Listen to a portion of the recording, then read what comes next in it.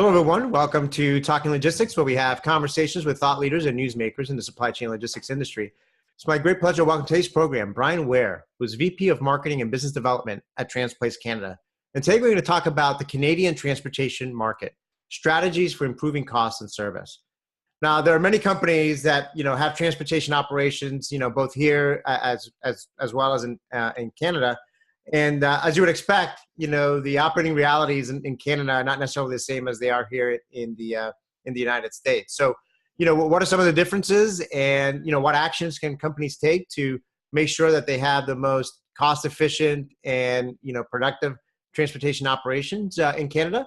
Well, those are some of just the questions that we're going to explore in today's episode. And it's great to have Brian on the program. Obviously, based up north and, in the front lines of working with, companies up there in Canada. It's great to have him on the program to kind of share his insights and perspectives on this topic. So, Brian, welcome to the program. Well, thank you so much, Adrian. And real pleasure to be here and an honor to be your very first representative from the Canadian market, the winter wonderland, as we call it, although it's almost 100 degrees here today. So nice to be here. So, yes, my current role is leading the Business Solutions Group, which includes the Strategic Account Management Group and the Solutions Development Group here at Transplace Canada. Our offices are located in Oakville, which is about 20 minutes west of Toronto, and so we're fairly close to one of the largest urban centers in North America. I'm not going to disappoint you. I've seen many of your other past guests have said to you that they did not come from the supply chain and logistics background. I am no different than them. I actually, I started with a general arts degree in school and moved on to manage movie theaters, believe it or not. And I started on a management training program with a national movie chain. And then very quickly got recruited by a movie studio distribution company, Warner Brothers Pictures, out of Burbank. And I worked for them happily for 9 years until the bottom fell out of the DVD market. And I started thinking about, well, what am I going to do next? Am I going to get more into, maybe the theatrical side or get into agency side of things? And a friend of mine introduced me to a company called Vertical Logistics, which I'm sure you've heard of and many of your listeners have heard of. And that was an interesting introduction to me because it really opened my eyes up to not only supply chain and logistic, but the project management that I've been involved in throughout my career, and that had elements of logistics within them. And so I was introduced to Vertical at a critical time. They were, for the first time in almost 50 years, being managed solely within Canada. And I led their business solutions group, a lot of development in Lean Six Sigma, very concentrated learnings in warehouse and transportation operations. And then in 2011, I took on their 4PL services and distribution group, running ice cream for Unilever in the province of Quebec, which was a ton of fun and a great learning experience for me. I was there for several years and then moved to a 4PL services company in Oakville called Lakeside Logistics, very focused on strategic partnerships and transportation management across many different verticals. And then I had the good fortune to be on the team that looked, when the owner of 30 years looked to sell the business. And at the beginning of 2016, I was one of the few members of the leadership team that got to take the meetings with potential suitors. And right from the very beginning, Transplace distinguished themselves as a market leader and a really good fit for our company. So we were acquired by Transplace in 2016, and their core services were no different than Lakeside's, heavy focus and managed transportation services, a robust technology and TMS, heavy, strong brokerage operation, intermodal, and custom services across North America. So we were a strategic acquisition for them, and I can say now after 8 months, I'm really happy to be at TransPlace. Well, that is quite a career path, and I think you do get the prize, because I don't think anybody has been on the program that started out in the movie business, and so movies to ice cream and logistics. It is quite an evolution, but I think you made a good career path here, because obviously there's so much opportunity and excitement going on in this industry that if you enjoy it and you love excitement and challenges every day, this is certainly the industry to be in, right? People don't believe me, but this is actually more exciting than my 12 years in film and entertainment ever was. Yeah. Well, let's talk about the topic now, and let's start with just an overview of the Canadian transportation market. I mean, how big is it, and what are some of the defining characteristics, especially compared to the U.S.? Well, that's a great question. So the Canadian market is, the country itself geographically is the second largest country in the world. That being said, we're also the 10th largest economy in the world.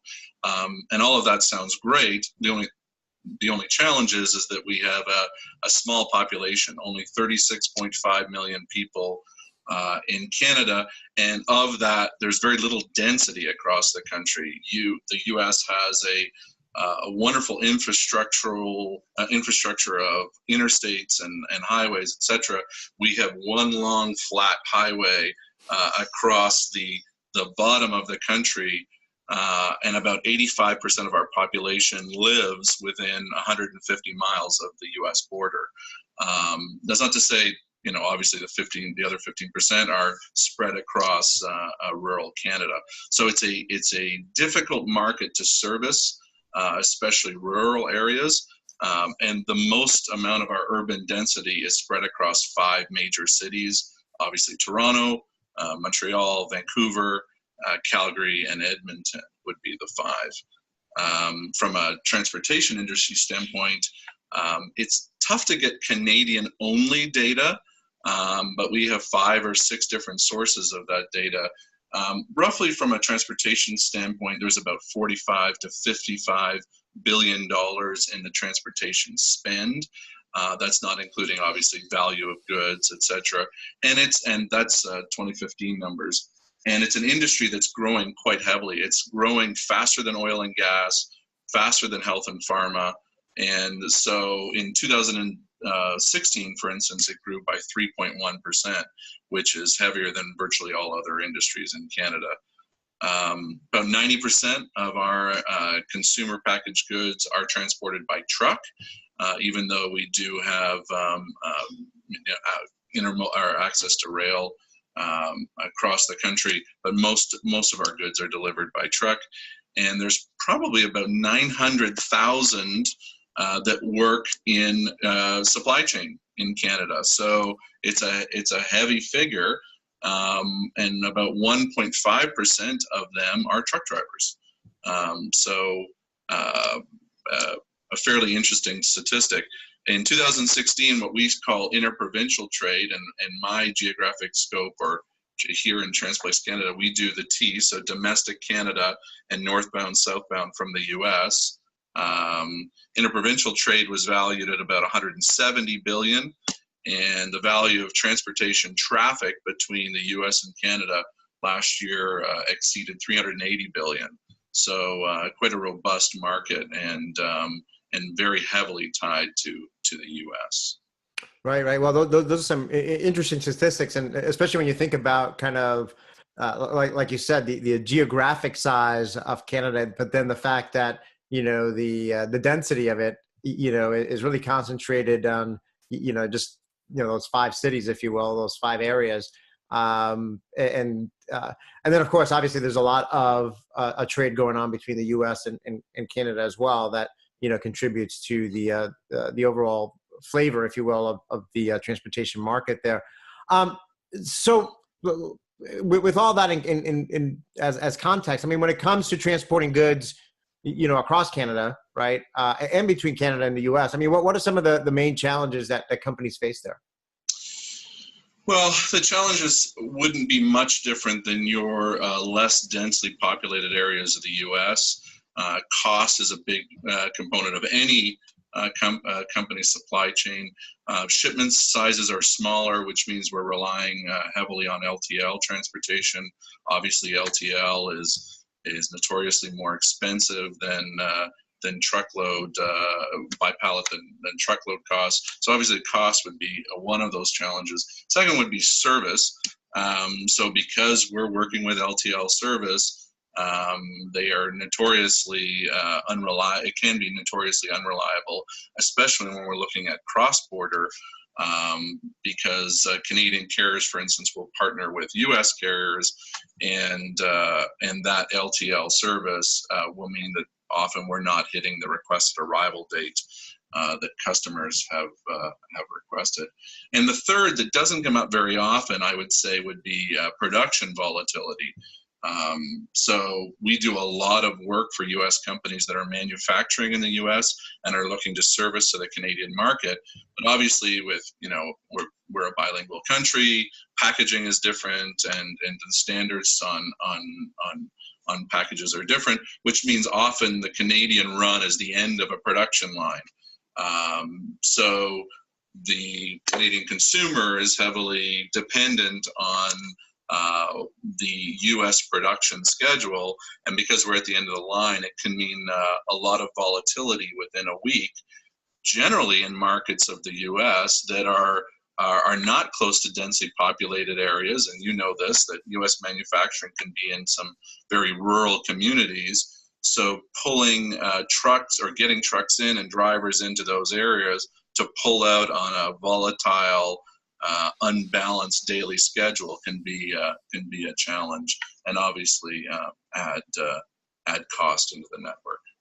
Yeah, no, interesting, especially with the reliance on LTL, because that has kind of a ripple effect not only on the cost but also kind of on the visibility, on the ability to react, much more, flexibly, if you will, to some of those fluctuations that that you were talking about there. I mean, here in the U.S., obviously there's a lot of discussion about, there being a driver shortage and, the impact of regulations such as hours of service and the ELD mandate. Do similar challenges exist there in Canada when it comes to kind of the driver pool and regulations? Absolutely. And in fact, given that we're a market that's about 1/10 the size of the U.S., from a transportation standpoint, we generally take our regulatory cues from the U.S. market. So ELDs have been mandated across Canada. We will be going live with that in December of this year. And although there is talk about a potential delay, at least last I heard, congressional delay south of the border, there's almost certainly going to be an impact.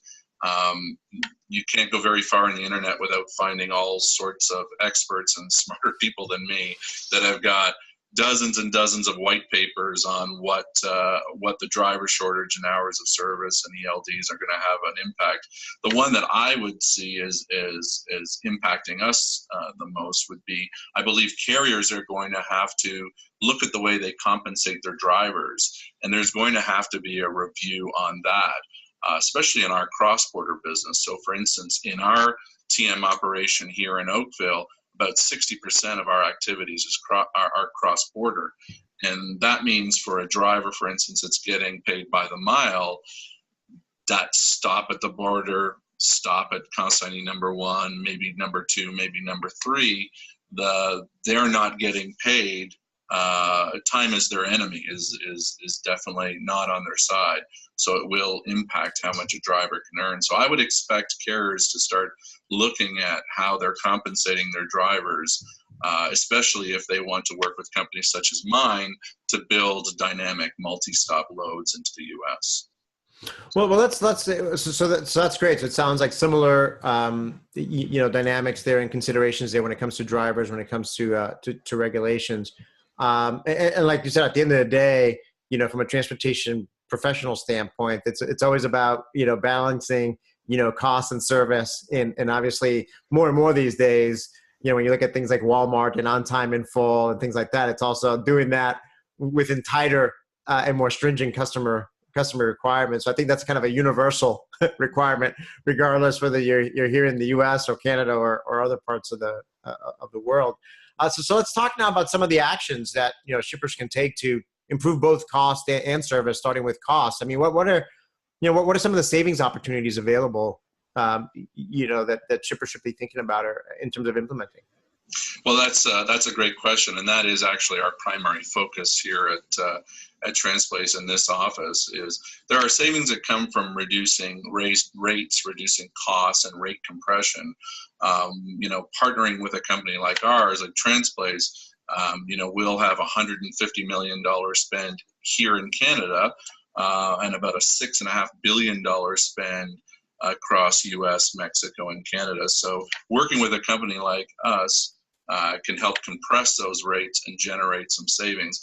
But to be honest, the cost of a truck is really not where you're getting your biggest bang for your buck. And I've often said that it's the decisions that are made in rooms not unlike this one or not unlike yours, where that strategically affect the network that are driving the costs into the network. So what we try to do here at Transplace is take a look at what some of those strategic decisions might be in order to drive those savings. So one of them might be, how do we look at consolidating shipments, consolidating smaller shipments into larger shipments where we're going into the same region or even to the same consignee in the same week? How do we effectively build loads as full as we can to minimize those LTL costs and ultimately pull trucks out of the network? The second thing, and something we've been very successful here in Canada, is what we call commingling. A lot of people might refer to it as collaborative loading, but we can look to like customers in that same vein where they're looking to go to the same areas. Let's say you're going to Walmart in Alberta or Metro or Sobeys, etc., and I have 2 or 3 baked goods customers, for example. I can potentially work with them, develop a sailing schedule where their customer would not see an impact in lead time, but have set delivery days, set ship days, and then work with the appointment times of the consignees to build dynamic multi-stop truckloads, whether it be into Western Canada, where there's less density, or into the US. That has been tremendously successful for us, and what we'll do is then track those savings to the pallet and look to pass those LTL savings back over to our customers. So been very productive in that. And then there's all sorts of other savings that come at an even higher level than that. Are there full-time equivalent or resources that can be either reduced, eliminated, or reallocated through process improvement, through technology?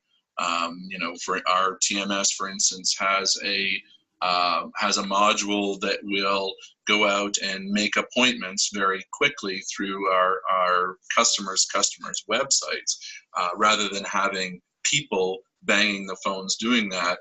Our TMS can get in there quicker than an individual and do that more efficiently, which would be just one example. But then also looking at the larger network costs, we've had a lot of success eliminating distribution centers, for instance, just through that process that I just discussed. As we build a multi-stop truckload to the west, for instance, there isn't a need to have a distribution center in Calgary, Vancouver, or Edmonton to support the customers that are in those areas, when we've demonstrated that we can deliver to the same schedule at a lower cost, just by dynamically load building. So that would, and so the reduction of external DCs would be quite significant reduction of cost. Here at Transplace, we'd look to begin working with our customers on a benchmarking study to understand, ideally, get a sense of what the last 12 trailing months have looked like from a shipment cost and shipment profile standpoint, and then look at the order process and order flow and current state to get an understanding of the magnitude of savings, And then frankly, we have to present a change management plan that's almost inevitably required to execute those savings. And so that's just a handful of ways that we can strategically look to reduce costs in a transportation network. Yeah, the commingling or the collaborative, shipping is very interesting, because I mean that's something that has been talked about for a long time, but historically it's been kind of challenging to kind of operationalize, if you will. So it's great that it seems like you've had more success up north than perhaps here in the U.S. Although I am beginning to see over the past few years, just because I think a lot of companies are recognizing that in order to better manage their costs as well as meet these customer requirements, they have to finally start walking the talk when it comes to collaboration, or bringing down some of those barriers that they had, resistance that they had to this moving forward. So in kind of the examples that some of the companies that you work with that are doing this, I mean, is it typically two shippers that tend to do this, or do you put together multiple shippers as part of a multi-stop truckload? What's kind of the flavor there? How does that get started? So, well, first off, you have to get buy-in from the customers. So there isn't any overarching competitive intelligence concerns, and it really starts with us presenting, look, our history around commingling, how we would track savings. But frankly, everybody's got a little bit of skin in the game. It means that we may bring customer A's product over to customer B's warehouse. They may have to resequence. There are added touches going on as we build that truckload. Typically, we're doing it with 2 customers. We have done it with 3 and even 4, depending on the size of the shipment. 2 is ideal. And everybody understands a sort of risk versus reward in it, because there is an element of risk, albeit small, but the rewards are quite high, and we've been able to demonstrate that pretty much over the last 5 years. And an example of that is even very recently in our organization, we're 18 months into a new relationship with a frozen CPG manufacturer who has just started commingling with us, and frankly eliminated their warehouse in Western Canada, and this has become a continuous improvement initiative to add even additional savings back into their transportation network. So, but you're absolutely right. Operationalizing that is key, and again, we have a very structured team approach to how we would work with our customers in order to make that work. It's definitely not a day one thing. It's a phase 2, phase 3, phase 4 initiative that we look to present. Right. Well, and when you compare the savings, I mean, you're comparing it to what would have cost if it went LTL and right. Just them, right? And then I think what's interesting is the opportunity to eliminate a distribution center. So I mean that's in some ways maybe that's even more of a cost savings from that side of it in itself than the savings on the transportation front. And customer and absolutely, that has been huge. And a customer who's already paying a truckload rate, for instance, with 23 pallets, has got room for 7. So if I come along with a customer with 7 pallets to put on the tail, hey, wait, I just got a percentage, a big decrease on my truckload spend, and you'll never get that going to market. So it's an exciting point of service here, and part of the value that we add to our customers. Great examples there. So when it comes to the kind of the service improvement side of things, so I mean, obviously a lot of things you just talked about obviously impact the cost side of things. But when we talk about the service improvement side of things, I mean, what processes or capabilities should companies implement to make sure that they're driving continuous improvement and they're meeting the service obligations?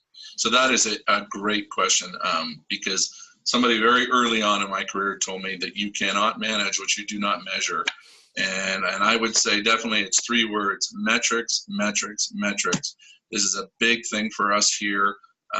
We have transplaced over 200 Greenbelt lean certified people within our organization. And even here in this office, I've got every one of my staff, from the leadership team all the way down to the most junior logistics coordinator, is at minimum yellow belt certified.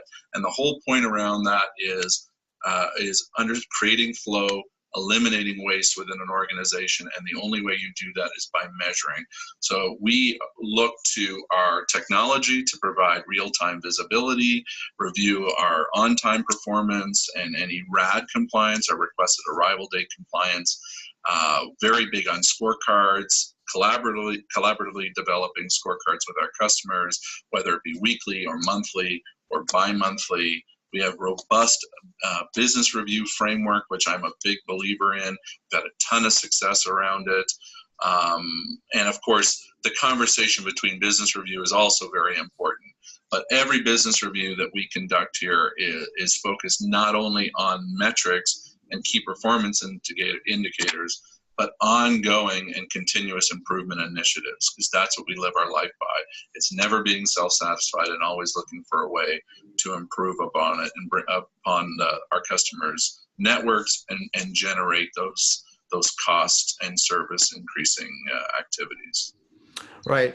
And I agree. I mean, I started my career in manufacturing and new product development, and over at Motorola. And Motorola was Lean, Six Sigma. They're kind of the grandfather or of that whole methodology there, if you will. So I'm a firm believer in that as well. I think part of the challenge is knowing what to measure, knowing what doesn't need to be measured. And there's some things that you probably can't measure, but that are important anyway, that you have to keep a track of somehow, whether it's just through conversation, right? Oh, absolutely. I mean, there is such a thing as analysis paralysis. You can, everyone talks about big data, but also little data is really important too, because you can get sort of caught up in the wave of what's important and really what should I be looking at. And so our engineering services group and our strategic account management team is well focused on working with customers on what they should and should not be looking at, and where they're going to see the value and the impact of the improvements. Right. Well, Brian, we're kind of running short on time here, so I'm just going to go right to my last question here. I mean, as a way to wrap up, I mean, what questions should shippers ask themselves to assess whether they're taking the most effective approach to managing their Canadian transportation operations? Oh my goodness, there are so many. There's so many questions. Well, I'd say first is visibility. So I would think that any company would want to ask themselves, do they have a full visibility to their complete landed costs for the goods that they're shipping? And I say complete, meaning not just base transportation and fuel, but also your accessorials, also the goods that are coming in prepaid from your vendors on your inbound program. What about fines and penalties associated with service-related non-compliance, which is very important. Getting a true picture of the cost of your network is really important. So first question would be do I have that visibility? And then I would think that the second would be, does my current technology, my current TMS technology provide me with the overarching business intelligence that I need to make fact-based decisions in my network? A good TMS will give you that day-to-day operational view of your network, but a great one is going to give you that higher strategic, more macro view of your overall network, and giving our customers those facts, and are you getting those facts in order to be able to make those decisions? So that would be my second question. And I suppose in the law of threes, if I were going to add a third question, the third question would be, are you open to considering new ways of doing things? Much like we try to foster a culture here at Transplace as a sort of bastion of continuous improvement, we're always looking for new ways of doing things. Is that the culture in your organization? Are you looking for, are new ideas encouraged? Are they applauded? Are they rewarded? And it would be ideas across the three, cliches of people and process and technology. am I getting new ideas and am I generating them, or am I looking to my organization to bring me new ideas? I think those would be three important questions that shippers should ask themselves. Yeah, I particularly love that last one. I wrote a post recently that has gotten some good responses called "Unlearning Supply Chain Management," Right. and the whole point there being is particularly with everything that's going on in the industry overall, whether it's from customer requirements to changes in technology to the regulatory environment to the competitive environment. I think the recognition is that companies have to embrace change and embrace different ways of doing things, and kind of move away from that mentality of, well, this is the way we've always done things, because that's just not going to get you where you need to go. So I think asking that question, I think, is particularly important. I think the other dimension to that, I think from your standpoint, meaning from a third-party logistics provider standpoint, is obviously if that's the type of culture that you have within your own organization, that's the type of culture you want to see in your prospective customers as well. Because if they're not aligned with that culture of continuous improvement, let's say lean and that type of thinking, then they may not be the right customer fit, right? Absolutely. And honestly, I've driven through Missouri, so show me. And if I'm the customer, I need to see how that's going to impact my business, not just in words, and everybody has heard the sales approach, etc. But honestly, with facts, and put your money where your mouth is, show me how these changes can impact our business for the better. It's an important function of my team to be able to demonstrate that. And to your point, there is a lot more pressure coming out in the market. We've been hearing this for probably 15 years, that we all need to be looking to do things differently. But we're now being compelled by our customers and by our customers' customers in order to differentiate ourselves through this whole commoditization of everything. How do we differentiate ourselves? And that is a big way of doing it is, look, we're going to be looking at new ways of doing things. There may be some discomfort in the beginning, but you can lean on a skill set such as the one we have at Transplace to help get you through with a well-defined change management plan. So it's a really exciting time to be in supply chain, never boring, and I wouldn't look back to my previous career for a second. Great. Well, with that, Brian, I think, like I always say at the end of all our programs, we always just manage to scratch the surface on these topics, but I think you provided some great insight into kind of the Canadian market, and some great, insights and advice and recommendations on, how to best, approach your operations to drive cost improvements and service improvements, along the way. So again, thank you for making the time to be with us today. A pleasure being here. Thanks, Adrian. Great. And thank you to those of you that joined us. If you're watching this episode on demand at the Transplace website or on Talking Logistics, and you've got a question or comment for Brian, you can post it there, and I'm sure that he'll be more than happy to respond via that medium. Again, thank you all for joining us, and look forward to seeing you in a future episode of Talking Logistics. Have a great day.